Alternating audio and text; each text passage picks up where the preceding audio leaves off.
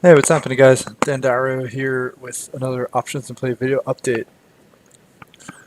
I do get asked quite a bit how I select the time frame for the contracts that I'm trading, and I've talked in a lot of these videos and in our option sessions just about all different scenarios that kind of determine what expiration I want to go with, whether it's a catalyst, whether it's a small quick move like a daily move, or whether it's something that I think could take a while, right? Like the average monthly measured move, right? I mean, there's all sorts of different scenarios that play into the expiration of the trade, right? And um, a lot of people, I feel like, or at least from what I hear and what I gather, is that a lot of people are kind of like one or the other camp, right? So some people really only like short term, like weeklies or 2 week contracts,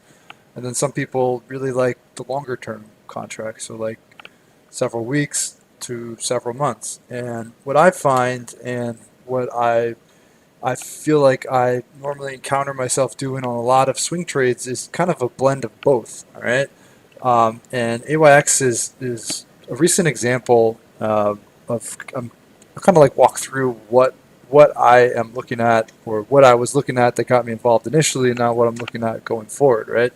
So when AYX got run over on earnings here, it broke below. These are all the daily moving averages, and it sank pretty sharply down, not quite to 100, but basically kind of into that vicinity, right? And when I was doing some chart work on it, I noticed that when it got hit real hard in March, it got into the 100 week, and the 100 week actually ended up providing like a really amazing support range for what ended up being a huge reversal and long-term rebound, right? So when AYX sank down into like the low, like 105, 106, 107 area, I saw that it was getting close to this 100 week, and it was something that kind of interested me for like a longer term swing trade, right? Because it has already demonstrated once this year that that's where there's buying interest. So when it got hit on earnings, I thought that it's already done it once. You know, why couldn't it do it again, right? So that's what got me interested.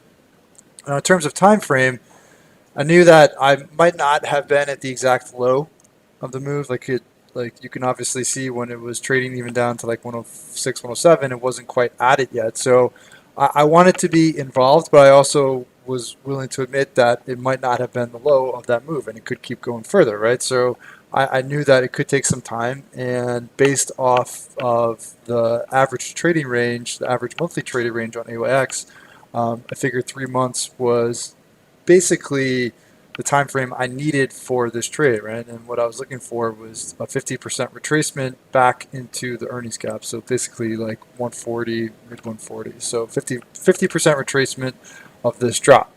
Okay, so that's why I went with November expiration. Now, just because I'm sitting in November expiration doesn't mean that I'm not interested in short-term contracts, right? Because what you'll see here is a really nice kind of developing bull pattern, right? Because you have the stock, it dropped through the 200-day, bottom, based, double bottom, right?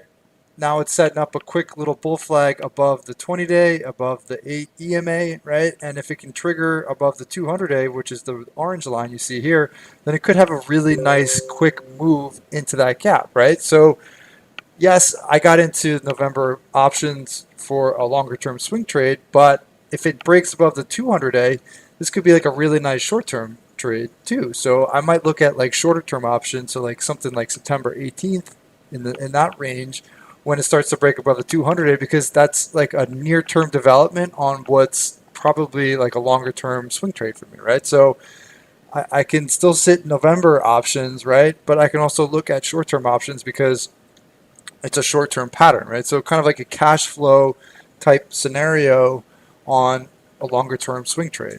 Okay, so like AYX is just a current example, but it's something that I found myself doing a lot, right? Because when you sit in a stock for several weeks, maybe even a couple months, you realize that there's going to be like setups on maybe like during the week or maybe every couple weeks where you think, okay, like, yeah, I'm in a long-term position, but I actually think that this is a trade that could work in the near term, right? So they're kind of cash flow ideas on the short term, even if you want to stick with that longer term position, right? So that's why I say like they're hybrid trades. They're not necessarily just a long term swing or just necessarily a short term swing. It's kind of both because I like to sit in a position that's maybe long term expiration and have some short term trades while I'm still sitting in like those long term contracts. All right. So again, like the purpose of the video is just to kind of make you like expand your thinking about this a little bit. So you don't have to be just one or the other. You can be both, and there's opportunities even if you're already in maybe a short-term or long-term contracts, right? To kind of get some cash flow going on these trades. All right. So if you like this video and you're looking for more information on option swing trades or options trading in general, please follow up with the link in the description of the video for more information on options in play. Hope you all have a wonderful night. Stay well, and I will talk to you tomorrow.